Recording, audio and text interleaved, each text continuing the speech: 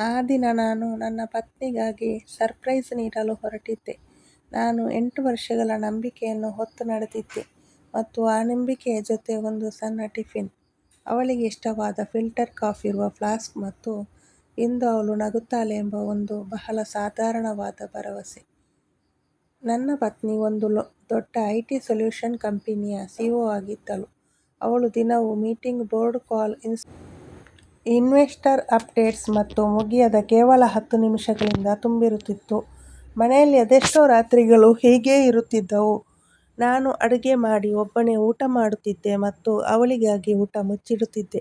ಆದರೆ ಅವಳು ತಡವಾಗಿ ಬರುತ್ತಿದ್ದಳು, ಶೂ ಬಿಚ್ಚುತ್ತಿದ್ದಳು, 2 ಗುಟುಕು ನೀರು ಕುಡಿಯುತ್ತಿದ್ದಳು ಮತ್ತು ಕೇವಲ ಇಷ್ಟನ್ನೇ ಹೇಳುತ್ತಿದ್ದಳು: ಸುಸ್ತಾಗಿದ್ದೇನೆ, ನಾಳೆ ಮಾತನಾಡೋಣ. ನಾನು ಎಂದೂ ದೂರು ನೀಡಲಿಲ್ಲ, ಏಕೆಂದರೆ ನಾನು ನನ್ನ ಸಣ್ಣ ಕೆಲಸದಲ್ಲಿಯೇ ಖುಷಿಯಾಗಿದ್ದೆ. ನಾನು ಅವಳಂತೆ CA ಆಗಿರಲಿಲ್ಲ, ಆದರೆ ಅಕೌಂಟ್ಸ್ ಮತ್ತು ಟ್ಯಾಕ್ಸ್ ಸಲಹೆಗಾರನಾಗಿದ್ದೆ. ನನಗೆ ಅನಿಸುತ್ತಿತ್ತು, ಮದುವೆಯಲ್ಲಿ ಸಪೋರ್ಟ್ ಅಂದರೆ ಇಷ್ಟೇ, ಇನ್ನೊಬ್ಬರ ಹಾರಾಟಕ್ಕಾಗಿ ದಾರಿಯನ್ನು ಸ್ವಚ್ಛವಾಗಿರಿಸುವುದು. ಅಂದು ಬೆಳಿಗ್ಗೆ ಅವಳು ಅವಸರದಲ್ಲಿ ಹೊರಟು ಹೋಗಿದ್ದಳು. ತಿಂಡಿಯನ್ನೂ ಮಾಡಲಿಲ್ಲ. ಇಂದು ಮಧ್ಯಾಹ್ನ ಹೋಗಿ ಕೊಟ್ಟು ಬಂದರಾಯಿತು ಎಂದು ನಾನು ಯೋಚಿಸಿದೆ. ಗುರುಗ್ರಾಮ್ನಂತಹ ಹೊಳೆಯುವ ಕಾರ್ಪೊರೇಟ್ ಬೆಲ್ಟ್ನಲ್ಲಿ ಅವಳದೊಂದು ಗ್ಲಾಸ್ ಟವರ್ ಇತ್ತು. ಕೆಳಗೆ ರಿಸೆಪ್ಷನ್, 4 ಕಡೆ ಸ್ಟೀಲ್ ಮತ್ತು ಮಾರ್ಬಲ್ನ ತಣ್ಣನೆಯ ಆತ್ಮವಿಶ್ವಾಸ. ನಾನು ಒಳಗಡೆ ಹೋದಾಗ ಎಂಟ್ರೆನ್ಸ್ನಲ್ಲಿ ಒಂದು ಬೋರ್ಡ್ ಹಚ್ಚಲಾಗಿತ್ತು: ಅಧಿಕೃತ ಉದ್ಯೋಗಿಗಳಿಗೆ ಮಾತ್ರ ಪ್ರವೇಶ. ನಾನು ಸೆಕ್ಯೂರಿಟಿ ಡೆಸ್ಕ್ ಹತ್ತಿರ ನಗುತ್ತಾ ಹೇಳಿದೆ, ನಾನು CEO ಅವರ ಪತಿ, ಕೇವಲ ಇದನ್ನು ನೀಡಿ ಹೊರಟು ಹೋಗುವೆ ಎಂದು. ಗಾರ್ಡ್ ಮೊದಲು ನನ್ನನ್ನು ತಡೆ ನೋಡಿದನು, ಆಮೇಲೆ ನನ್ನ ಕೈಯಲ್ಲಿದ್ದ ಫ್ಲಾಸ್ಕ್ ಮತ್ತು ಟಿಫಿನ್ ನೋಡಿದನು ಮತ್ತು ಅವನು ನಕ್ಕನು. ಆದರೆ ಅದು ಹಾಸ್ಯಕ್ಕಾಗಿ ಬರುವಂಥ ನಗುವಲ್ಲ, ಯಾರೋ ನಿಮ್ಮನ್ನು ಯಾವುದೋ ತಪ್ಪು ತಿಳುವಳಿಕೆಯಿಂದ ಎಚ್ಚರಿಸಿ, ಗೆಳೆಯ ನೀನು ಯಾವ ಪ್ರಪಂಚದಲ್ಲಿದ್ದೀಯ ಎಂದು ಕೇಳುವಂತಹ ನಗು. ಅವನು ಹೇಳಿದನು, ಸರ್, CEO ಅವರ ಹಸ್ಬೆಂಡ್ ದಿನಾ ಇಲ್ಲಿ ಬರುತ್ತಾರೆ, ಈಗ ಹೊರಬರುತ್ತಾರೆ ನೋಡಿ ಅಲ್ಲಿದ್ದಾರೆ ಎಂದನು. ನನ್ನ ತಲೆಯಲ್ಲಿ 1 ಸೆಕೆಂಡ್ ಮೌನ ಆವರಿಸಿತು. ನಾನು ನನ್ನನ್ನು ಸಂಭಾಳಿಸಿಕೊಂಡೆ ಮತ್ತು ತಿರುಗಿ ನೋಡಿದೆ. ಒಬ್ಬ ಮನುಷ್ಯ ಲಿಫ್ಟ್ ಲಾಬಿಯಿಂದ ಹೊರಗೆ ಬರುತ್ತಿದ್ದನು. ಸೂಟ್ ಬಹಳ ದುಬಾರಿಯಾಗಿತ್ತು, ನಡಿಗೆ ವೇಗವಾಗಿತ್ತು ಮತ್ತು ಮುಖದಲ್ಲಿ ಒಂದು ಆತ್ಮವಿಶ್ವಾಸವಿತ್ತು. ಉನ್ನತ ಅಧಿಕಾರಿಯೊಬ್ಬರ ಜೊತೆಗಿದ್ದಾಗ ಬರುವಂತಹ ಆತ್ಮವಿಶ್ವಾಸವಾಗಿತ್ತು. ರಿಸೆಪ್ಷನಿಸ್ಟ್ ಅವನನ್ನು ನೋಡಿ, ಗುಡ್ ಆಫ್ಟರ್ನೂನ್ ಸರ್ ಎಂದರು. ಗಾರ್ಡ್ ಗೇಟ್ ತೆರೆಯುತ್ತಾ ನೇರವಾಗಿ ಸರ್ ಅಂದನು ಮತ್ತು ಆ ಮನುಷ್ಯ ಹೇಗೆ ತಲೆ ಆಡಿಸಿದನೆಂದರೆ ಇದೆಲ್ಲವೂ ಅವನ ರೂಟೀನ್ ಎನ್ನುವಂತೆ. ನನ್ನ ಕೈಯಲ್ಲಿ ಫ್ಲಾಸ್ಕ್ ಇತ್ತು, ಆದರೆ ಬೆರಳುಗಳು ತಣ್ಣಗಾದವು. ಗಾರ್ಡ್ ನನ್ನ ಕಡೆ ನೋಡಿ ಮತ್ತೆ ಹೇಳಿದನು, ಸರ್, ಇವರೇ ಮೇಡಮ್ ಅವರ ಹಸ್ಬೆಂಡ್. ಆ ಮನುಷ್ಯನ ದೃಷ್ಟಿ ನನ್ನ ಕಡೆ ಬಿತ್ತು ಮತ್ತು ವಿಚಿತ್ರವಾದ ವಿಷಯವೆಂದರೆ ಅವನ ಕಣ್ಣುಗಳಲ್ಲಿ ಯಾವುದೇ ರೀತಿಯ ಆಶ್ಚರ್ಯವಿರಲಿಲ್ಲ. ಹೇಗೆಂದರೆ ನಾನು ಒಂದು ದಿನ ಇಲ್ಲಿಗೆ ಬರುತ್ತೇನೆಂದು ಅವನಿಗೆ ತಿಳಿದಿತ್ತು. ನಾನು ಅದೇ ಕ್ಷಣ ಅರ್ಥ ಮಾಡಿಕೊಂಡೆ, ಒಂದು ವೇಳೆ ನಾನು ಈಗ ಗದ್ದಲ ಮಾಡಿದರೆ ನನ್ನ ವಿರುದ್ಧವೇ ಕತೆ ಸಿದ್ಧವಾಗುತ್ತದೆ. ಕಾರ್ಪೊರೇಟ್ ಟವರ್ನಲ್ಲಿ ಕ್ಯಾಮರಾಗಳಿರುತ್ತವೆ, ಗಾರ್ಡುಗಳು ಇರುತ್ತಾರೆ ಮತ್ತು ಕತೆ ಬಹಳ ಬೇಗ ನಿರ್ಮಾಣವಾಗಿ ಬಿಡುತ್ತದೆ. ಅಂದರೆ ಒಬ್ಬ ಮನುಷ್ಯ ಕಿರುಚಾಡುತ್ತಿದ್ದಾನೆ ಎಂದು ಕತೆ ಕಟ್ಟಬಹುದು. ನಾನು ಉಕ್ಕಿ ಬರುತ್ತಿದ್ದ ಕೋಪವನ್ನು ನುಂಗಿಕೊಂಡೆ ಮತ್ತು ಒಂದು ಬಹಳ ಕಹಿಯಾದ ಸುಳ್ಳು ಹೇಳಿದೆ. ನಾನು ಹೇಳಿದೆ, ಓ ನೀವು ಒಳ್ಳೆಯದು, ನಾನು ಫ್ಯಾಮಿಲಿ ಫ್ರೆಂಡ್ ಮೇಡಮ್ಗಾಗಿ ಇದನ್ನು ನೀಡಲು ಬಂದಿದ್ದೆ ಎಂದೆ. ಬಹಳ ನಾರ್ಮಲ್ ಆಗಿ ಆ ಮನುಷ್ಯ ಮುಂದೆ ಬಂದು ಫ್ಲಾಸ್ಕ್ ಹಿಡಿದುಕೊಂಡನು, ಹೇಗೆಂದರೆ ಅವನು ತನ್ನದೇ ಸಾಮಾನನ್ನು ಎತ್ತಿಕೊಳ್ಳುತ್ತಿರುವಂತೆ ಹಿಡಿದುಕೊಂಡನು. ಅವನು ಹಗುರವಾದ ಮಂದಹಾಸದೊಂದಿಗೆ ಹೇಳಿದನು, ಸರಿ, ನಾನು ನೀಡಿಬಿಡುತ್ತೇನೆ. ನಾನು ಟಿಫಿನ್ ಕೂಡ ನೀಡಿಬಿಟ್ಟೆ ಮತ್ತು ಹಿಂದೆ ತಿರುಗಿ ನೋಡದೆ ಹೊರಬಂದೆ. ಗಾಡಿಯಲ್ಲಿ ಕುಳಿತು ನಾನು ಫೋನ್ ನೋಡಿದೆ. ನನ್ನ ಪತ್ನಿಯ ಮೆಸೇಜ್ ಮಿಂಚುತ್ತಿತ್ತು, ಇಂದು ಲೇಟ್ ಆಗುತ್ತದೆ, ಬೋರ್ಡ್ ರಿವ್ಯೂ ಇದೆ, ಡೇಟ್ ಮಾಡಬೇಡ, ಲವ್ ಯು. ಮೊದಲು ಲವ್ ಯು ಓದಿದಾಗ ಹೃದಯ ಹಗುರವಾಗುತ್ತಿತ್ತು. ಅಂದು ಲವ್ ಯು ಬರೀ ಒಂದು ಲೈನ್ ಎಂದೆನಿಸಿತು. ದಿನವೂ ಬರುತ್ತಿದ್ದ ಹಾಗೆಯೇ ರಾತ್ರಿ 9:40ಕ್ಕೆ ಅವಳು ಮನೆಗೆ ಬಂದಳು. ಶೂ ಬಿಚ್ಚಿದಳು, ಕೂದಲಿನ ಪಿನ್ ತೆಗೆದಳು ಮತ್ತು ತನ್ನ ಲ್ಯಾಪ್ಟಾಪ್ ಬ್ಯಾಗ್ ಅನ್ನು ಸೋಫಾ ಪಕ್ಕದಲ್ಲಿ ಇಟ್ಟಳು. ಅವಳು ಹೇಳಿದಳು, ಈ ದಿನ ಹೇಗಿತ್ತು? ನಾನು ಕೂಡ ನನ್ನ ಮುಖದಲ್ಲಿ ಅದೇ ಹಳೆಯ ಶಾಂತಿಯನ್ನು ಉಳಿಸಿಕೊಂಡಿದ್ದೆ. ಚೆನ್ನಾಗಿತ್ತು ಅಂದೆ. ಆಮೇಲೆ ನಾನು ಬಹಳ ಹಗುರವಾಗಿ ಹೇಳಿದೆ, ನಾನು ಇಂದು ನಿನ್ನ ಆಫೀಸಿಗೆ ಬಂದಿದ್ದೆ. ಅವಳ ಕೈಯಲ್ಲಿದ್ದ ಬ್ಯಾಗ್ ಸ್ಕ್ರ್ಯಾಪ್ 1 ಸೆಕೆಂಡ್ ಸಡಿಲವಾಯಿತು, ಕೇವಲ 1 ಸೆಕೆಂಡ್. ಆಮೇಲೆ ಅವಳು ತಕ್ಷಣ ಸಂಭಾಳಿಸಿಕೊಂಡು, ಹೌದಾ, ನೀನು ತಿಳಿಸಲೇ ಇಲ್ಲವಲ್ಲ ನನಗೆ ಎಂದು ಹೇಳಿದಳು. ನಾನು ಹೇಳಿದೆ, ನಾನು ನಿನಗಾಗಿ ಕಾಫಿ ಮತ್ತು ಟಿಫಿನ್ ತಂದಿದ್ದೆ. ಸೆಕ್ಯೂರಿಟಿ ಹೇಳಿದನು, ನಿನ್ನ ಹಸ್ಬೆಂಡ್ ದಿನಾ ಬರುತ್ತಾರೆ ಅಂದ ಮೇಲೆ ನಾನು ಅವರಿಗೆ ನೀಡಿ ಬಂದೆ. ಅವಳ ಕಣ್ಣುರೆಪ್ಪೆಗಳು ಒಂದು ಬಾರಿ ಎಕ್ಸ್ಟ್ರಾ ಬ್ಲಿಂಕ್ ಆದವು ಮತ್ತು ಧ್ವನಿ ಪೂರ್ತಿ ಸ್ಮೂತ್ ಆಗಿತ್ತು. ಯಾರಿಗೆ ನೀಡಿ ಬಂದೆ? ನಾನು ಹೇಳಿದೆ, ಅಲ್ಲಿ ಒಬ್ಬ ಜೆಂಟಲ್ಮ್ಯಾನ್ ಇದ್ದರು. ಎಲ್ಲರೂ ಅವರನ್ನು ಸರ್ ಎನ್ನುತ್ತಿದ್ದರು. ತಾವು ನೀಡಿಬಿಡುವುದಾಗಿ ಅವರು ಹೇಳಿದರು. ಅವಳು ನಗುತ್ತಾ ಹೇಳಿದಳು. ಆದರೆ ಆ ನಗು ಕಣ್ಣಿನವರೆಗೆ ತಲುಪಲೇ ಇಲ್ಲ. ಓ, ಅವನು ಆಫೀಸ್ ಪಾರ್ಟ್ನರ್ ಆಗಿರಬೇಕು. ಅದೆಷ್ಟೋ ಜನರು ಬರುತ್ತಾರೆ. ನೀನು ಯಾರೋ ಒಬ್ಬ ರ್ಯಾಂಡಮ್ ಮನುಷ್ಯನಿಗೆ ನೀಡಿಬಿಟ್ಟೆಯಾ? ಅವಳು ಉಲ್ಟಾ ನನಗೆ ಕೆಟ್ಟದಾಗಿ ಎನಿಸುವಂತೆ ಮಾಡುವ ಪ್ರಯತ್ನ ಮಾಡಿದಳು. ನಾನು ಹೋಗಿದ್ದು ನನ್ನದೇ ತಪ್ಪು. ನಾನು ಸುಮ್ಮನೆ ಅವಳ ಮೇಲೆ ಸಂಶಯ ಪಡುತ್ತಿದ್ದೇನೆನ್ನುವಂತೆ ಹೇಳಿದಳು. ನಾನು ಅಂದು ರಾತ್ರಿ ವಾದ ಮಾಡಲಿಲ್ಲ. ಇದು ಕೂಡ ಒಂದು ಪಾಠವೇ. ಯಾವಾಗಲೂ ನಿಮಗೆ ಮೊದಲ ದೊಡ್ಡ ಆಘಾತವಾಗುತ್ತದೋ ಆಗ ತಕ್ಷಣವೇ ರಿಯಾಕ್ಷನ್ ಮಾಡಬೇಡಿ. ರಿಯಾಕ್ಷನ್ನಿಂದ ನೀವು ಕಂಟ್ರೋಲ್ ಕಳೆದುಕೊಳ್ಳುತ್ತೀರಿ ಮತ್ತು ಕಂಟ್ರೋಲ್ ಕಳೆದುಕೊಂಡ ಕೂಡಲೇ ಎದುರಿಗಿರುವವರು ತಮ್ಮದೇ ನೆರೆಟಿವ್ ಸಿದ್ಧಪಡಿಸಿಬಿಡುತ್ತಾರೆ. ರಾತ್ರಿ ಅವಳು ಮಲಗಿದಳು ಮತ್ತು ನಾನು ಚಾವಣಿ ನೋಡುತ್ತಾ ಉಳಿದೆ. ಬೆಳಿಗ್ಗೆ ಅವಳು ಬೇಗ ಹೊರಟು ಹೋದಳು. ಇಂದು ಕೂಡ ಬ್ಯುಸಿಯಾಗಿದ್ದಾಳೆ ಮತ್ತು ಹೋಗುತ್ತಾ ನನ್ನ ಕೆನ್ನೆಗೆ ಒಂದು ಹಗುರವಾದ ಕಿಸ್ ನೀಡಿದಳು. ಹೇಗೆಂದರೆ ಡ್ಯೂಟಿ ಪೂರೈಸುವಂತೆ. ನಾನು ಬಾಗಿಲು ಮುಚ್ಚಿ ಕಿಚನ್ಗೆ ಬಂದೆ. ಹೀಗೆ ಸುಮ್ಮನೆ ಡ್ರಾಯರ್ ತೆರೆದೆ. ಅಲ್ಲಿ ನನ್ನ ಬೆರಳುಗಳಿಗೆ ಏನೋ ಒಂದು ಚುಚ್ಚಿತು. ಒಂದು ಸಣ್ಣ ಆಕ್ಸೆಸ್ ಕಾರ್ಡ್. ಯಾವುದೋ ಹೌಸಿಂಗ್ ಸೊಸೈಟಿಯದು. ನಮ್ಮ ಮನೆಯದಲ್ಲ. ನಾನು ಅದನ್ನು ಅಂಗೈ ಮೇಲೆ ಇರಿಸಿಕೊಂಡು ನೋಡಿದೆ. ಅದರ ಮೇಲೆ ಒಂದು ಲೋಗೋ ಇತ್ತು ಮತ್ತು ಕೆಳಗೆ ಒಂದು ಫ್ಲ್ಯಾಟ್ ನಂಬರ್ನ ಮಸುಕಾದ ಮಾರ್ಕಿಂಗ್ ಇತ್ತು. ಅದೇ ಕ್ಷಣ ನನ್ನ ಒಳಗಡೆ ಒಂದು ಧ್ವನಿ ಕೇಳಿತು.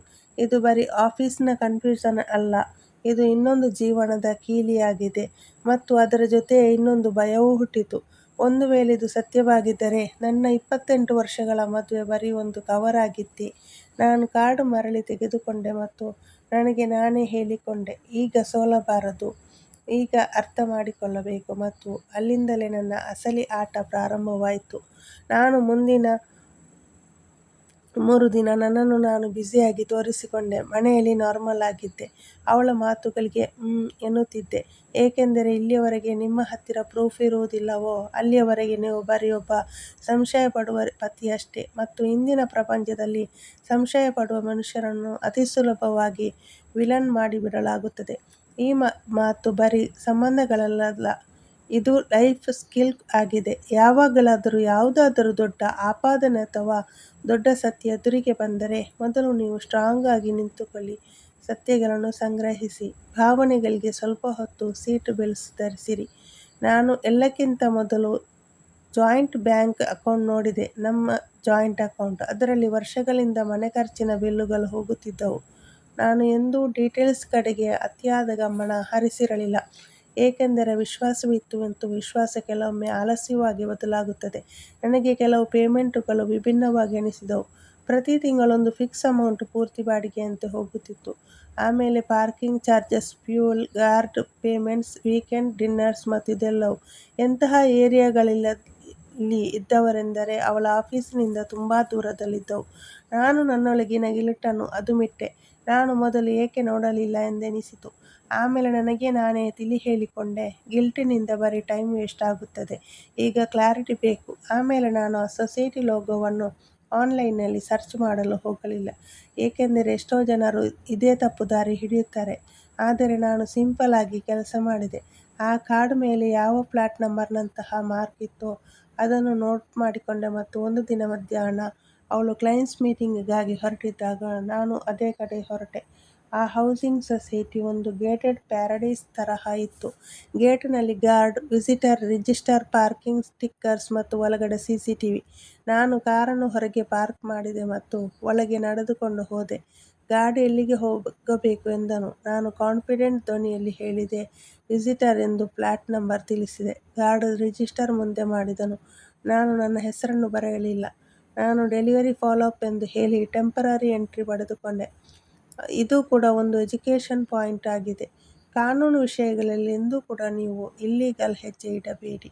ಆದರೆ ನೀವು ನಿಮ್ಮ ಸೇಫ್ಟಿಗಾಗಿ ಸ್ಮಾರ್ಟ್ ಕೂಡ ಆಗಿರಬಹುದು. ನಾನು ಯಾರ ಬಾಗಿಲನ್ನು ಒಡೆಯಲಿಲ್ಲ, ಯಾರನ್ನೂ ಬೆದರಿಸಲಿಲ್ಲ. ನಾನು ಕೇವಲ ಅಬ್ಸರ್ವ್ ಮಾಡುತ್ತಿದ್ದೆ. ನಾನು ಒಳಗಡೆ ಹೋದೆ, ಲಿಫ್ಟ್ ಏರಿದೆ. ಅದೇ ಫ್ಲೋರ್, ಅದೇ ಫ್ಲ್ಯಾಟ್. ಮತ್ತು ಅದನಂತರ ನನ್ನ ಹೃದಯ ಎಂತಹ ಒಂದು ವಿಷಯ ತಿಳಿಯಿತೆಂದರೆ ಅದು ದೈಹಿಕವಾಗಿ ಇತ್ತು. ಬಾಗಿಲಿನ ಮೇಲೆ ನೇಮ್ ಪ್ಲೇಟ್ ಇರಲಿಲ್ಲ. ಅಂದರೆ ಯಾವುದೋ ಸೀಕ್ರೆಟ್ ಇರಿಸುವಂತಹ ಫ್ಲ್ಯಾಟ್ ಆಗಿತ್ತು ಮತ್ತು ಆ ಫ್ಲ್ಯಾಟ್ ನನ್ನ ಕೈಯಲ್ಲಿದ್ದ ಅದೇ ಆಕ್ಸೆಸ್ ಕಾರ್ಡಿನಿಂದ ತೆರೆದುಕೊಂಡಿತು. ಬಾಗಿಲು ತೆರೆಯಿತು ಮತ್ತು ಒಳಗಡೆ ಯಾವುದೇ ಹೋಟೆಲ್ನಂತಹ ಸೆಟಪ್ ಇರಲಿಲ್ಲ. ಇದು ಮನೆಯಾಗಿತ್ತು, ಪೂರ್ತಿ ಮನೆ. ಸೋಫಾ ಮೇಲೆ ಕುಷನ್ಗಳು ಹೇಗಿದ್ದವೆಂದರೆ ಯಾರೋ ಪ್ರತಿದಿನವೂ ಅವುಗಳನ್ನು ಸರಿಪಡಿಸುತ್ತಿದ್ದಾರೆನ್ನುವಂತೆ. ಕಿಚನ್ನಲ್ಲಿ 2 ಮಗ್ಗುಗಳು, ಒಂದು ಕಾಫಿ ಮೆಷಿನ್ ಮತ್ತು ಫ್ರಿಡ್ಜ್ ಮೇಲೆ ಮ್ಯಾಗ್ನೆಟ್ಸ್. ಬೆಡ್ರೂಮ್ನಲ್ಲಿ ವಾರ್ಡ್ರೋಬ್ನ ಒಂದು ಭಾಗದಲ್ಲಿ ಅವಳ ಸೀರೆಗಳು ಮತ್ತು ಫಾರ್ಮಲ್ ಡ್ರೆಸ್ಗಳು ಮತ್ತು ಇನ್ನೊಂದು ಭಾಗದಲ್ಲಿ ಯಾವುದೋ ಮನುಷ್ಯನ ಶರ್ಟ್. ಬಾತ್ರೂಮ್ನಲ್ಲಿ 2 ಟೂತ್ ಬ್ರಷ್ಗಳು, ಸಿಂಕ್ ಪಕ್ಕದಲ್ಲಿ ಅದೇ ಫೇಸ್ ಕ್ರೀಮ್. ಅದರ ಬಗ್ಗೆ ಇವಳು ಮನೆಯಲ್ಲಿ ಹೇಳಿದ್ದಳು, "ಈ ಕ್ರೀಮ್ ಬಹಳ ದುಬಾರಿಯಾಗಿದೆ, ಈಗ ತೆಗೆದುಕೊಳ್ಳುವುದಿಲ್ಲ" ಎಂದಿದ್ದಳು. ನನ್ನ ಉಸಿರು ಕೋಣೆಯಲ್ಲೇ ಸಿಲುಕಿಕೊಂಡಿದೆಯೇನೋ ಎನ್ನುವಂತೆ ನಾನು ಅಲ್ಲೇ ನಿಂತುಬಿಟ್ಟೆ. ನಾನು ಡೈನಿಂಗ್ ಟೇಬಲ್ ಮೇಲೆ ಒಂದು ಫೋಲ್ಡರ್ ನೋಡಿದೆ. ಅದರ ಮೇಲೆ ಹ್ಯಾಂಡ್ ರೈಟಿಂಗ್ ಇತ್ತು, "ನೆಕ್ಸ್ಟ್ ಸ್ಟೆಪ್ಸ್". ನಾನು ಅದನ್ನು ತೆರೆದೆ ಮತ್ತು ಈ ಬಾರಿ ನನಗೆ ಅಫೇರ್ ಅಲ್ಲ, ಒಂದು ವಂಚನೆ ಕಂಡಿತು. ಆ ಫೋಲ್ಡರ್ನ ಒಳಗೆ ಕೇವಲ ಕಾಗದಗಳಿರಲಿಲ್ಲ. ನನ್ನ ನಂಬಿಕೆಯ ಅರಮನೆಯನ್ನು ಪುಡಿಪುಡಿ ಮಾಡುವ ಸ್ಫೋಟಕಗಳಿದ್ದವು. ಅಲ್ಲಿ ಪ್ರವಾಸದ ಕರಪತ್ರಗಳು, ವಾರಾಂತ್ಯದ ಪ್ಲಾನ್ಗಳು ಮತ್ತು ಕೆಲವು ಆಸ್ತಿಗಳ ಪಟ್ಟಿಗಳಿದ್ದವು. ವಿಪರ್ಯಾಸವೆಂದರೆ ಈ ಯಾವುದೇ ವಿಷಯಗಳು ನನ್ನೊಂದಿಗೆ ಎಂದಿಗೂ ಚರ್ಚೆಯಾಗಿರಲೇ ಇಲ್ಲ. ಆದರೆ ಎಲ್ಲಕ್ಕಿಂತ ಕೆಳಗಿದ್ದವು ಆ ಒಂದು ಪುಟ ನನ್ನ ಪಾದದಡಿಯ ನೆಲವನ್ನೇ ಕುಸಿಯುವಂತೆ ಮಾಡಿತು. ಕೈಗಳು ತಣ್ಣಗಾದವು. ಅದು ಒಂದು ಪ್ರಖ್ಯಾತ ಕಾನೂನು ಸಂಸ್ಥೆಯ ಫ್ಯಾಮಿಲಿ ಲಾ ಕನ್ಸಲ್ಟೇಷನ್ ಸಮ್ಮರಿಯಾಗಿತ್ತು. ಅದರ ಮೇಲೆ ಸ್ಪಷ್ಟವಾಗಿ ಬರೆಯಲಾಗಿತ್ತು, ಹೈ ಅಸೆಟ್ ಡಿವೋರ್ಸ್ ಸ್ಟ್ರಾಟಜಿ. ಅದರಲ್ಲಿ ಹೆಣೆಯಲಾಗಿದ್ದ ಸಂಚು ನನ್ನನ್ನು ದಿಗಿಲುಗೊಳಿಸಿತು. ನನ್ನ ವ್ಯಕ್ತಿತ್ವವನ್ನೇ ನನ್ನ ವಿರುದ್ಧ ಆಯುಧವಾಗಿ ಬಳಸಲಾಗಿತ್ತು. ನನ್ನ ಶಾಂತ ಸ್ವಭಾವದ ಹವ್ಯಾಸಗಳನ್ನು ಸೋಷಿಯಲ್ ಐಸೋಲೇಷನ್ ಎಂದು ಬಣ್ಣಿಸಲಾಗಿತ್ತು. ನನ್ನ ಸರಳ ವೃತ್ತಿಜೀವನವನ್ನು ಮಹತ್ವಾಕಾಂಕ್ಷೆಯ ಕೊರತೆ ಎಂದು ಹೆಸರಿಸಲಾಗಿತ್ತು. ನಾನು ಮನೆಯಲ್ಲಿ ಸಮಯ ಕಳೆಯುವುದನ್ನು ಎಮೋಷನಲ್ ಅನ್ಅವೈಲಬಿಲಿಟಿ ಎಂದು ಕರೆಯಲಾಗಿತ್ತು.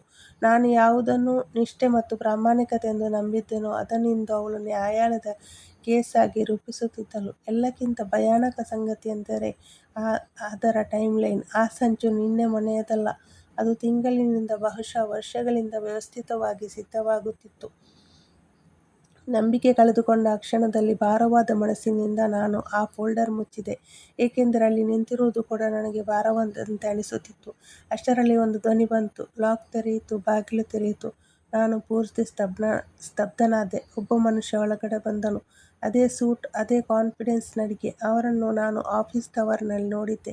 ಈ ಬಾರಿ ಅವನ ಕೈಯಲ್ಲಿ ಗ್ಲೋಸರೀಸ್ ಇತ್ತು ಮತ್ತು ಡ್ರೈ ಕ್ಲೀನಿಂಗ್ ಕವರ್ ಕೂಡ ಇತ್ತು. ಅವನು ಫ್ಲಾಟ್ನಲ್ಲಿ ಹೇಗೆ ನಡೆದನೆಂದರೆ ಇದು ಅವನ ಸ್ವಂತ ಮನೆ ಎನ್ನುವಂತೆ ನಡೆಯುತ್ತಿದ್ದನು. ನಾನು ತಕ್ಷಣ ಬೆಡ್ರೂಮ್ನ ಕಾರ್ನರಲ್ಲಿ ಅಡಗಿಕೊಂಡೆ. ಉಸಿರು ಬಿಗಿ ಹಿಡಿದು ನಿಂತೆ. ಇದು ಕೇವಲ ಹಾಲಿವುಡ್ ಸಿನಿಮಾದ ಯಾವುದೋ ಒಂದು ಕಾಲ್ಪನಿಕ ದೃಶ್ಯವಾಗಿರಲಿಲ್ಲ. ಇದು ನಮ್ಮ ಸಮಾಜದ ಕಟು ಸತ್ಯ, ಒಬ್ಬ ಭಾರತೀಯ ಪುರುಷನ ರಿಯಲ್ ಫಿಯರ್. ಒಂದು ವೇಳೆ ನಾನು ಸಿಕ್ಕಿಹಾಕಿಕೊಂಡಿದ್ದರೆ ಮುಂದಿನ ಸೀನ್ ಪೊಲೀಸ್ ಸ್ಟೇಷನ್ ಕೂಡ ಆಗಿರಬಹುದಿತ್ತು ಮತ್ತು ಕಥೆ ಉಲ್ಟಾ ಕೂಡ ಆಗಬಹುದಿತ್ತು. ಅವನು ಕಿಚನ್ಗೆ ಹೋದನು, ಫ್ರಿಡ್ಜ್ ತೆರೆದನು ಮತ್ತು ಕಾಲ್ ಮಾಡಿದನು. "ಹೌದು ಬಾ, ಎಲ್ಲವೂ ರೆಡಿಯಾಗಿದೆ" ಅಂದನು. ಕೆಲವು ನಿಮಿಷಗಳ ನಂತರ ಬಾಗಿಲು ಮತ್ತೆ ತೆರೆಯಿತು ಮತ್ತು ಅದು ನನ್ನ ಪತ್ನಿಯಾಗಿದ್ದಳು. ಅವಳು ಶೂ ಬಿಚ್ಚಿದಳು, ಹೇರ್ ಕ್ಲಿಪ್ ತೆಗೆದಳು ಮತ್ತು ನೇರವಾಗಿ ಆ ಮನುಷ್ಯನ ಹತ್ತಿರ ಹೋದಳು. ಯಾವುದೇ ಹಿಂಜರಿಕೆ ಇರಲಿಲ್ಲ, ಯಾವುದೇ ಅಂತರವಿರಲಿಲ್ಲ. ಇದು ದಿನನಿತ್ಯದ ರೂಟೀನ್ ಎಂಬಂತೆ ಒಂದು ಸಹಜತೆ ಇತ್ತು. ನನ್ನ ಕಿವಿಗಳು ಏನನ್ನು ಕೇಳಿಸಿಕೊಂಡವು ಅದು ಬಹಳ ಸಾಧಾರಣ ವಿಷಯವಾಗಿತ್ತು, ಆದರೆ ಅಷ್ಟೇ ಅಪಾಯಕಾರಿಯಾಗಿತ್ತು. ಅವಳು ಹೇಳಿದಳು, "ಇವತ್ತು ಟವರ್ ಹತ್ತಿರ ಯಾವುದೋ ವಿಚಿತ್ರ ಮನುಷ್ಯ ಬಂದಿದ್ದ ಎಂದು ಸೆಕ್ಯೂರಿಟಿ ಹೇಳಿದ". ಅದಕ್ಕೆ ಆ ವ್ಯಕ್ತಿ ಅಸಡ್ಡೆಯಿಂದಲೇ ಉತ್ತರಿಸಿದ, ನಾನು ಸಂಭಾಳಿಸಿಕೊಂಡೆ ಬಿಡು". ನನ್ನ ಪತ್ನಿ ಮೆಲ್ಲಗೆ ನಕ್ಕು ಹೇಳಿದ ಮಾತು ನನ್ನ ಎದೆಯೊಳಗೆ ಚಾಕುವಿನಂತೆ ಸುರಿಯಿತು. "ಗುಡ್, ಗಾಬರಿಬೇಡ, ಟೈಮ್ಲೈನ್ ಇನ್ನೂ ನಮ್ಮ ಕೈಯಲ್ಲಿಯೇ ಇದೆ". ನಾನು ಮರಳಿ ಮನೆಗೆ ಬಂದೆ. ಮನೆಗೆ ಬಂದು ನಾನು ಅಳಲಿಲ್ಲ, ನಾನು ಕಿರುಚಲಿಲ್ಲ, ಸುಮ್ಮನೆ ಕುಳಿತುಕೊಂಡೆ. ಆ ಕ್ಷಣದಲ್ಲಿ ನಾನು ಯಾವ ಸತ್ಯವನ್ನು ಪ್ರತಿಯೊಬ್ಬ ವಯಸ್ಕನೂ ಅರಿತುಕೊಳ್ಳಬೇಕೋ ಅದನ್ನೇ ಮಾಡಿದೆ. ಜೀವನದ ಯಾವುದೇ ದೊಡ್ಡ ಭಾವನಾತ್ಮಕ ಆಘಾತ ಎದುರಾದಾಗ ಅಳುವುದು ಅಥವಾ ಕಿರುಚುವುದಕ್ಕಿಂತ ಮುಖ್ಯವಾಗಿ ನಿಮಗಾಗಿ ನೀವು ಒಂದು ಸಿಸ್ಟಮ್ ನಿರ್ಮಿಸಿಕೊಳ್ಳಬೇಕು. ನಾನು ಶಾಂತವಾಗಿ ಒಂದು ನೋಟ್ಬುಕ್ ತೆರೆದೆ. ಅದರಲ್ಲಿ ದಿನಾಂಕಗಳನ್ನು ಪಟ್ಟಿ ಮಾಡಿದೆ, ಪ್ರತಿಯೊಂದು ಪಾವತಿಗಳನ್ನು ದಾಖಲಿಸಿದೆ ಮತ್ತು ಅಸಹಜವೆನಿಸುವ ಎಲ್ಲ ಖರ್ಚು ವೆಚ್ಚಗಳನ್ನು ಬರೆದಿಟ್ಟೆ. ಆದರೆ ಎಲ್ಲಕ್ಕಿಂತ ಮುಖ್ಯವಾಗಿ ಆ ಪುಟದ ಮೇಲ್ಭಾಗದಲ್ಲಿ ದೊಡ್ಡದಾಗಿ ಹೀಗೆ ಬರೆದೆ, ರಿಯಾಕ್ಟ್ ಮಾಡಬಾರದು, ಕೇವಲ ಪ್ರೊಟೆಕ್ಟ್ ಮಾಡಿಕೊಳ್ಳಬೇಕು. ಮರುದಿನವೇ ನಾನೊಬ್ಬ ಹಿರಿಯ ಕೌಟುಂಬಿಕ ನ್ಯಾಯವಾದಿಯ ಭೇಟಿಗೆ ಸಮಯ ನಿಗದಿಪಡಿಸಿದೆ. ಅಲ್ಲಿ ಹೋಗಿ ನಾನು ಭಾವೋದ್ವೇಗದಿಂದ ಅಳುತ್ತಾ ಕೂರಲಿಲ್ಲ, ಬದಲಿಗೆ ಸ್ಪಷ್ಟವಾಗಿ ಹೇಳಿದೆ, ನನ್ನ ಮುಂದೆ ಈಗ ನನ್ನ ಪತ್ನಿಯಿಂದ ಬೇರ್ಪಡುವಿಕೆಯ ಮುನ್ಸೂಚನೆಗಳಿವೆ. ನಾನು ಕಾನೂನುಬದ್ಧವಾಗಿ ಸುರಕ್ಷಿತವಾಗಿರಲು ಬಯಸುತ್ತೇನೆ ಎಂದೆ. ಇದು ಜೀವನದ ದೊಡ್ಡ ಪಾಠ. ಕಾನೂನು ಸಲಹೆ ಪಡೆಯುವುದರಲ್ಲಿ ಯಾವುದೇ ಮುಜುಗರವಿಲ್ಲ. ನಿಜವಾದ ನಾಚಿಕೆಗೇಡಿನ ಸಂಗತಿಯೆಂದರೆ ಯಾವುದೇ ಸಿದ್ಧತೆಯಿಲ್ಲದೆ ಮಾನಸಿಕವಾಗಿ ಒಡೆದು ಹೋಗುವುದು. ಆ ಲಾಯರ್ ಬಹಳ ಸಮಾಧಾನದಿಂದ ನನಗೆ ಕೆಲವು ಕಿಮತ್ತುಗಳನ್ನು ಹೇಳಿದರು. ಮೊದಲು ನಿಮ್ಮ ಹಣಕಾಸಿನ ವಿಚಾರಗಳನ್ನು ಭದ್ರಪಡಿಸಿಕೊಳ್ಳಿ. ಪ್ರತಿಯೊಂದಕ್ಕೂ ದಾಖಲೆ ಇಡಿ. ಬೀದಿರಂಪ ಮಾಡಿಕೊಳ್ಳಬೇಡಿ ಮತ್ತು ನಿಮ್ಮ ಮಾನಸಿಕ ಆರೋಗ್ಯದ ಕಡೆಗೆ ಗಮನ ಕೊಡಿ. ಅವರ ಮಾತುಗಳನ್ನು ಕೇಳಿದಾಗ ಮೊದಲ ಬಾರಿಗೆ ನನಗನಿಸಿತು, ಈ ಹೋರಾಟದಲ್ಲಿರೋದು ನಾನೊಬ್ಬನೇ ಅಲ್ಲ. ಈ ಜಗತ್ತಿನಲ್ಲಿ ಇಂತಹ ಆಘಾತಗಳನ್ನು ಎಷ್ಟೋ ಜನರು ಎದುರಿಸುತ್ತಾರೆ. ವ್ಯತ್ಯಾಸವಿಷ್ಟೇ, ಕೆಲವರು ಈ ಹೊಡೆತಕ್ಕೆ ಸಿಕ್ಕಿ ನುಚ್ಚುನೂರಾಗುತ್ತಾರೆ. ಇನ್ನು ಕೆಲವರು ಇದರಿಂದ ಪಾಠ ಕಲಿತು ಗಟ್ಟಿಯಾಗಿ ಎದ್ದು ನಿಲ್ಲುತ್ತಾರೆ. ನಾನು ಒಂದು ನಿರ್ಧಾರಕ್ಕೆ ಬಂದೆ. ಶನಿವಾರ ಬೆಳಿಗ್ಗೆ ಉಪಹಾರದ ನಂತರ ಎಲ್ಲ ಸತ್ಯಗಳನ್ನು ಅವಳ ಎದುರಿಗಿಡಬೇಕು. ಕಿರುಚಾಡಿಯಲ್ಲ, ಕಣ್ಣೀರಿಟ್ಟಲ್ಲ, ಕೇವಲ ಸಾಕ್ಷಿಗಳ ಸಮೇತ ಮಾತನಾಡಲು ಸಿದ್ಧನಾದೆ. ಅಂದು ರಾತ್ರಿ ಅವಳು ನನ್ನ ಪಕ್ಕದಲ್ಲಿ ಮಲಗಿದ್ದಾಗ ಅವಳ ಮುಖ ನೋಡುತ್ತಿದ್ದಂತೆ ನನಗೆ ಒಂದು ಪ್ರಶ್ನೆ ಹಾತೊರೆಯುತ್ತಿತ್ತು. ಈಕೆ ಎಂದಾದರೂ ನಿಜವಾಗಿಯೂ ನನ್ನವಳಾಗಿದ್ದಳೇ, ಅಥವಾ ನಾನು ಕೇವಲ ಅವಳಿಗೊಂದು ಸುರಕ್ಷಿತ ವಿಳಾಸ ಮಾತ್ರವಾಗಿದ್ದೇನೆ? ಈ ಪ್ರಶ್ನೆ ನನ್ನನ್ನು ನಿದ್ರಿಸಲು ಬಿಡಲಿಲ್ಲ. ಏಕೆಂದರೆ ಶನಿವಾರ ಬಯಲಾಗುವ ಸತ್ಯ ಕೇವಲ ನಮ್ಮ ಮದುವೆಯನ್ನಲ್ಲ, ನಮ್ಮ ಅಸ್ತಿತ್ವವನ್ನೇ ಬದಲಿಸುತ್ತಿತ್ತು. ಶನಿವಾರ ಬೆಳಗ್ಗೆ ಮನೆ ವಿಚಿತ್ರವಾಗಿ ಶಾಂತವಾಗಿತ್ತು. ಇಂದು ಚಾವಣಿಯ ಅಡಿಯಲ್ಲಿ ದೊಡ್ಡದೊಂದು ಚಂಡಮಾರುತ ಏಳಲಿದೆ ಎಂದು ಬಹುಶಃ ಮನೆಯ ಗೋಡೆಗಳಿಗೂ ತಿಳಿದಿತ್ತೇನೋ. ಕಾಫಿ ಮಗ್ಗೆ ಹಿಡಿದು ಅವಳು ಕಿಚನ್ನಲ್ಲಿ ಕುಳಿತಿದ್ದಳು. ಲ್ಯಾಪ್ಟಾಪ್ ಬ್ಯಾಗ್ ಪಕ್ಕದಲ್ಲೇ ಇತ್ತು ಮತ್ತು ಫೋನ್ನಲ್ಲಿ ಸ್ಕ್ರೋಲಿಂಗ್ ಮಾಡುತ್ತಿದ್ದಳು. ಮುಖದಲ್ಲಿ ಅದೇ ಸಿಇಒ ತರಹದ ಕಾಮ್ನೆಸ್. ಅದು ಪ್ರತಿ ಎಮೋಷನ್ ಅನ್ನು ಪ್ರೊಫೆಷನಲ್ ಲುಕ್ ಅಲ್ಲಿ ಅಡಗಿಸುತ್ತದೆ. ಮೆಲ್ಲನೆ, ಯಾವುದೇ ಸದ್ದಿಲ್ಲದೆ ನಾನು ಡೈನಿಂಗ್ ಟೇಬಲ್ ಮೇಲೆ ಆ ಫೋಲ್ಡರ್ ಇರಿಸಿದೆ. ಅವಳು ಕುತೂಹಲದಿಂದ ಮೇಲೆ ನೋಡಿ, ಇದೇನು ಎಂದು ಕೇಳಿದಳು. ನಾನು ಅಷ್ಟೇ ಶಾಂತವಾಗಿ ಉತ್ತರಿಸಿದೆ, ನಮ್ಮ ಮದುವೆಯ ರಿಪೋರ್ಟ್ ಕಾರ್ಡ್. ಅವಳು ಅದನ್ನು ತಮಾಷೆ ಎಂದು ಭಾವಿಸಿ, ನೀನು ಮತ್ತು ನಿನ್ನ ಈ ಡ್ರಾಮಾ ಎಂದು ನಕ್ಕಳು. ಆದರೆ ನಾನು ಅವಳ ಮಾತನ್ನು ಅರ್ಧಕ್ಕೆ ತಡೆದು ಹೇಳಿದೆ, 214. ಆ ಕ್ಷಣ ಅವಳ ಮುಖದ ಬಣ್ಣ ಬದಲಾಗಲಿಲ್ಲ ನಿಜ, ಆದರೆ ಕಣ್ಣಿನಲ್ಲಿದ್ದ ಆ ಹಳೆಯ ಹೊಳಪು ಮಾಯವಾಗಿ ಆತಂಕ ಮೂಡಿತು. ನಾನು ಕೇವಲ ಊಹೆ ಮಾಡುತ್ತಿಲ್ಲ, ಬದಲಾಗಿ ಸತ್ಯವನ್ನು ಸಾಕ್ಷಿ ಸಮೇತ ಹಿಡಿದಿದ್ದೇನೆಂದು ಅವಳಿಗೆ ಅರ್ಥವಾಯಿತು. ಕೈಲಿದ್ದ ಮಗ್ ಕೆಳಗಿಳಿಸಿ ದನಿಯನ್ನು ನಿಗ್ರಹಿಸುತ್ತಾ ಕೇಳಿದಳು, ನೀನು ಅಲ್ಲಿಗೆ ಹೋಗಿದ್ದೀಯಾ ಎಂದು? ಹೌದು ಎಂದೆ. ನೀನು ಮಾಡಿದ್ದು ಕಾನೂನು ಬಾಹಿರ ಎಂದು ನಿನಗೆ ಗೊತ್ತಾ? ಅವಳು ಅಧಿಕಾರಯುತವಾಗಿ ಕೇಳಿದಳು. ನಾನು ಅಷ್ಟೇ ಮೃದುವಾಗಿ ಪ್ರತ್ಯುತ್ತರ ನೀಡಿದೆ, ಹಾಗಾದರೆ 28 ವರ್ಷಗಳ ಕಾಲ ನನ್ನ ನಿಷ್ಠೆಯನ್ನು ನಿನ್ನ ಅನುಕೂಲಕ್ಕೆ ತಕ್ಕಂತೆ ಸ್ಕ್ರಿಪ್ಟ್ ಮಾಡಿದ್ದು ಕಾನೂನುಬದ್ಧವೇ? ಕೆಲವು ಕ್ಷಣಗಳ ಮೌನ ಆವರಿಸಿತು. ನಂತರ ಅವಳು ಅಧಿಕಾರದಲ್ಲಿರುವವರು ಬಳಸುವ ಆ ವಸ್ತ್ರವನ್ನೇ ಪ್ರಯೋಗಿಸಿದಳು. ನನ್ನ ಮೇಲೆ ಎಂತಹ ಒತ್ತಡವಿರುತ್ತದೆ ಎಂದು ನಿನಗೆ ಅರ್ಥವಾಗುವುದಿಲ್ಲ. ನೀನು ಎಂದಿಗೂ ನನ್ನ ಪ್ರಪಂಚವನ್ನು ಅರ್ಥಮಾಡಿಕೊಳ್ಳಲು ಪ್ರಯತ್ನಿಸಲೇ ಇಲ್ಲ. ನಾನು ನಿಧಾನವಾಗಿ ತಲೆ ಆಡಿಸಿದೆ. ಇರಬಹುದು, ಆದರೆ ನೆನಪಿರಲಿ, ಒತ್ತಡ ಎನ್ನುವುದು ದ್ರೋಹಕ್ಕೆ ಎಂದಿಗೂ ಸಮರ್ಥನೆಯಾಗಬಾರದು. ಈಗ ಅವಳು ನೇರ ವಿಷಯಕ್ಕೆ ಬಂದಳು. ಈಗ ನಿನಗೆ ಏನು ಬೇಕು? ಅವಳು ನಿಯಂತ್ರಣ ಕಳೆದುಕೊಂಡು ಸಂಧಾನಕ್ಕೆ ಮುಂದಾಗಿದ್ದು ನನಗೆ ಇಷ್ಟವಾಯಿತು. ನನಗೆ ಬೇಕಿರುವುದು ಇಷ್ಟೇ, ಸತ್ಯ ಒಪ್ಪಿಕೊಳ್ಳಬೇಕು. ಸುಳ್ಳಿನ ಕತೆ ಕಟ್ಟಿ ಈ ಸಮಾಜ ಮುಂದೆ ವಿಲನ್ ಮಾಡುವುದನ್ನು ನಿಲ್ಲಿಸಬೇಕು. ಅವಳು ಗಂಭೀರವಾಗಿ ಹೇಳಿದಳು, ಯಾವ ಸುಳ್ಳಿನ ಕತೆಯ ಬಗ್ಗೆ ಮಾತನಾಡುತ್ತಿದ್ದೀಯಾ? ನಾನು ಆ ಫೋಲ್ಡರ್ ತೆರೆದೆ. ಯಾವ ಲಾ ಅಥವಾ ಕಾನ್ಸಲೇಷನ್ ಹೆಸರನ್ನು ಎತ್ತದೆ ಅವಳ ಭಾಷೆಯಲ್ಲೇ ಉತ್ತರಿಸಿದೆ. ನೀನು ಸಾಮಾಜಿಕ ಪ್ರತ್ಯೇಕತೆ ಎಂದು ಬಣ್ಣಿಸಿದೆ. ನನ್ನ ಸರಳತೆಯನ್ನು ನೀನು ಗುರಿಯಿಲ್ಲದ ಜೀವನ ಎಂದು ಕರೆದೆ. ನಿನ್ನ ಏಳಿಗೆಗೆ ನಾನು ನೀಡಿದ ಬೆಂಬಲವನ್ನು ಭಾವನಾತ್ಮಕ ನಿರ್ಲಕ್ಷ್ಯ ಎಂದು ತಪ್ಪಾಗಿ ಚಿತ್ರಿಸಿದೆ. ಈಗ ಅವಳ ಕಣ್ಣುರೆಪ್ಪೆಗಳು ವೇಗವಾಗಿ ಬಡಿಯಲಾರಂಭಿಸಿದವು. ಈ ಬಾರಿ ಅವಳಿಗೆ ಆಕ್ಟಿವ್ ಮಾಡಲು ಸಾಧ್ಯವಾಗುತ್ತಿರಲಿಲ್ಲ. ನಾನು ಮುಂದುವರಿಸಿದೆ, ನನಗೆ ಇನ್ನೊಂದು ಸತ್ಯವು ಗೊತ್ತಿದೆ. ಆ ವ್ಯಕ್ತಿ ನಿನ್ನ ಆಫೀಸಿನಲ್ಲಿ ನಿನ್ನ ಪತಿಯಂತೆ ಓಡಾಡುವುದು, ಅಲ್ಲಿನ ಸೆಕ್ಯೂರಿಟಿ ಮತ್ತು ರಿಸೆಪ್ಷನಿಸ್ಟ್ಗಳು ಅವರನ್ನು ಸರ್ ಎಂದು ಕರೆಯುವುದು. ಇದರರ್ಥ ನೀನು ಕೇವಲ ನನಗೆ ದ್ರೋಹ ಮಾಡಲಿಲ್ಲ, ಇಡೀ ವ್ಯವಸ್ಥೆಯೇ ಅವನನ್ನು ನಿನ್ನ ಸಂಗಾತಿ ಎಂದು ನಂಬುವಂತೆ ತರಬೇತಿ ನೀಡಿದ್ದೀಯ. ಅವಳು ದೀರ್ಘವಾಗಿ ನಿಟ್ಟುಸಿರು ಬಿಟ್ಟು ಹೇಳಿದಳು, ನೋಡು, ನೀನು ನನ್ನನ್ನು ಇನ್ನೋಸೆಂಟ್ ಎಂದು ತಿಳಿದುಕೊಳ್ಳಬೇಡ. ನಾನು ಹೇಗಿರಲು ಬಯಸಿದ್ದೇನೋ ನೀನು ನನ್ನನ್ನು ಎಂದೂ ಆ ದೃಷ್ಟಿಯಿಂದ ನೋಡಲೇ ಇಲ್ಲ. ಅವಳ ಈ ಮಾತು ಪ್ರಾಮಾಣಿಕವಾಗಿತ್ತು. ಕೆಲವೊಮ್ಮೆ ಇಂತಹ ಕಠೋರ ಪ್ರಾಮಾಣಿಕತೆ ಅತಿ ಹೆಚ್ಚು ನೋವು ನೀಡುತ್ತದೆ. ನಾನು ಅಷ್ಟೇ ಗಂಭೀರವಾಗಿ ಉತ್ತರಿಸಿದೆ, ಒಂದು ವೇಳೆ ನೀನು ಈ ಸಂಬಂಧದಲ್ಲಿ ಅತೃಪ್ತಳಾಗಿದ್ದರೆ ನಾವು ಅದರ ಬಗ್ಗೆ ಮಾತನಾಡಬಹುದಿತ್ತು, ಕೌನ್ಸಿಲಿಂಗ್ ಪಡೆಯಬಹುದಿತ್ತು, ಅಷ್ಟೇ ಏಕೆ, ಪರಸ್ಪರ ಗೌರವದೊಂದಿಗೆ ಬೇರೆಯಾಗಬಹುದಿತ್ತು. ಆದರೆ ನೀನು ಆರಿಸಿಕೊಂಡದ್ದು ಈ ಕಪಟ ಹಿಡನ್ ಲೈಫ್. ಅವಳು ಮೊದಲ ಬಾರಿಗೆ ಮೆಲುಧ್ವನಿಯಲ್ಲಿ ಒಪ್ಪಿಕೊಂಡಳು, ನಾನು ಈ ಮದುವೆಯಿಂದ ಸುಸ್ತಾಗಿದ್ದೆ ಮತ್ತು ನಾನು ಈ ಸುಳ್ಳುಗಳಿಂದ ಸುಸ್ತಾಗಿದ್ದೆ ಎಂದು ನಾನು ತಕ್ಷಣವೇ ಪ್ರತ್ಯುತ್ತರ ನೀಡಿದೆ. ಆಮೇಲೆ ನಾನು ಅತ್ಯಂತ ಮುಖ್ಯವಾದ ಮಾತನ್ನು ಹೇಳಿದೆ. ನಾನು ನಿನ್ನನ್ನು ಕೆಟ್ಟವಳನ್ನಾಗಿ ಮಾಡುವುದಿಲ್ಲ. ನಿನ್ನ ಕಚೇರಿಯಲ್ಲಿ ನಿನ್ನ ಬಗ್ಗೆ ತಮಾಷೆ ಮಾಡುವುದಿಲ್ಲ. ಆದರೆ ನಿನ್ನ ತಪ್ಪುಗಳನ್ನು ಮುಚ್ಚಿಡಲು ನನ್ನನ್ನೇ ನಾನು ಬಲಿಕೊಟ್ಟುಕೊಳ್ಳುವುದೂ ಇಲ್ಲ. ನಾನು ಈಗಾಗಲೇ ವಕೀಲರ ಸಲಹೆ ಪಡೆದಿರುವುದನ್ನು, ಹಣಕಾಸಿನ ವ್ಯವಸ್ಥೆ ಮಾಡಿಕೊಂಡಿರುವುದನ್ನು ಮತ್ತು ಜಂಟಿ ಬ್ಯಾಂಕ್ ಖಾತೆಗಳನ್ನು ಕಾನೂನುಬದ್ಧವಾಗಿ ಸುರಕ್ಷಿತಗೊಳಿಸಿರುವುದನ್ನು ಅವಳಿಗೆ ಸ್ಪಷ್ಟಪಡಿಸಿದೆ. ಈ ಸೆಟಲ್ಮೆಂಟ್ ನ್ಯಾಯಯುತವಾಗಿರಬೇಕು ಎಂಬುದು ನನ್ನ ಆಶಯವಾಗಿತ್ತು. ಅದರಲ್ಲಿ ಸೇಡಿನ ಕಿಚ್ಚಿರಬಾರದು, ಹಾಗೆಯೇ ಯಾರದೋ ಭಿಕ್ಷೆಯೂ ಇರಬಾರದು. ಸಂಬಂಧಗಳ ಅಂತ್ಯ ಅಥವಾ ವಿಚ್ಛೇದನದಲ್ಲಿ ಗೆಲುವು ಎಂದರೆ ಎದುರಾಳಿಯನ್ನು ನಾಶಪಡಿಸುವುದು ಎಂದಲ್ಲ. ನಿಜವಾದ ಗೆಲುವೆಂದರೆ ತನ್ನ ಘನತೆ, ಭವಿಷ್ಯದ ಸ್ಥಿರತೆ ಮತ್ತು ಮಾನಸಿಕ ಶಾಂತಿಯನ್ನು ಕಾಪಾಡಿಕೊಳ್ಳುವುದು. ಮೊದಲ ಬಾರಿಗೆ ಅವಳ ಕಣ್ಣುಗಳಲ್ಲಿ ಭಯದ ಛಾಯೆ ಕಂಡಿತು. "ನೀನು ನನ್ನನ್ನು ಸರ್ವನಾಶ ಮಾಡುತ್ತೀಯಾ" ಎಂದು ಕೇಳಿದಳು. ನಾನು ಶಾಂತವಾಗಿಯೇ ಹೇಳಿದೆ, "ನಾನು ನಿನ್ನನ್ನು ನಾಶ ಮಾಡುತ್ತಿಲ್ಲ. ನಾನು ಕೇವಲ ನಿನಗೆ ಕನ್ನಡಿ ತೋರಿಸುತ್ತಿದ್ದೇನೆ. ಕನ್ನಡಿ ನೋಡಿ ಭಯಪಡುವವರು ಯಾರೆಂದರೆ, ತನ್ನ ಅಸಲಿ ಮುಖವನ್ನು ತಾನೇ ಎದುರಿಸಲು ಧೈರ್ಯವಿಲ್ಲದವರು ಮಾತ್ರ." ಅಂದು ನಾವಿಬ್ಬರೂ ಒಂದು ನಿರ್ಧಾರಕ್ಕೆ ಬಂದೆವು. ಅಲ್ಲಿ ಯಾವುದೇ ಕಿರುಚಾಟವಿರಲಿಲ್ಲ, ಸೋಷಿಯಲ್ ಮೀಡಿಯಾದಲ್ಲಿ ಆರೋಪಗಳಿರಲಿಲ್ಲ ಅಥವಾ ಸಂಬಂಧಿಕರ ಮಧ್ಯಪ್ರವೇಶವಿರಲಿಲ್ಲ.